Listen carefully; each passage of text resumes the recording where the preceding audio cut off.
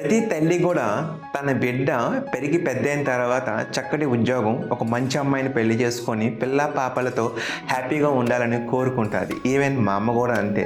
But కాకపోతే ఛత్రపతి శివాజీ మహారాజ్ వాళ్ళ అమ్మ జిజాబాయి అయితే ఛత్రపతి శివాజీకి చిన్నప్పటి నుంచి ఉగ్గిపాలతో పాటు దేశభక్తి, ప్రజల్ని కాపాడాలి ఇటువంటి భావనలతో పెంచడం జరిగింది.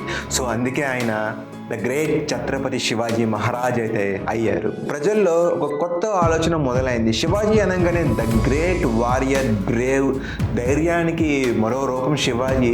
అంతటి మహావీరుడు ఎందుకు ఓటమిని అంగీకరించారని చెప్పి చాలా మందిలో అయితే ఇక్కడ కన్ఫ్యూజన్ ఉంటుంది. ఇక్కడ ఓడిపోలేదు, ఒక స్మార్ట్ పొలిటికల్ గేమ్ అయితే ప్లే చేశారని చెప్పుకోవచ్చు. ఎందుకు అంటే ఈ యొక్క ఓటమిని తాత్కాలికంగా అంగీకరించారంటే, ఒకటి ప్రజల్ని కాపాడుకోవడానికి అండ్ అనవసరమైన యుద్ధాన్ని ఆపడానికి, తన యొక్క స్ట్రెంగ్త్ని, టైంని మళ్ళీ రీబిల్డ్ చేసుకోవడానికి, ఆర్మీని ఇంకా బాగా డెవలప్ చేసుకోవడానికి అండ్ మోర్ ఓవర్ మొఘల్స్తో కలిసి వర్క్ చేస్తున్నప్పుడు మొఘల్ యొక్క ఇన్సైడ్లో ఉన్న వీక్ పాయింట్స్ని ఈజీగా కనిపెట్టి వాళ్ళని ఓడించొచ్చనే కారణంతో శివాజీ గారు స్మార్ట్ పొలిటికల్ డిసిషన్ అయితే ఇక్కడ తీసుకున్నారు.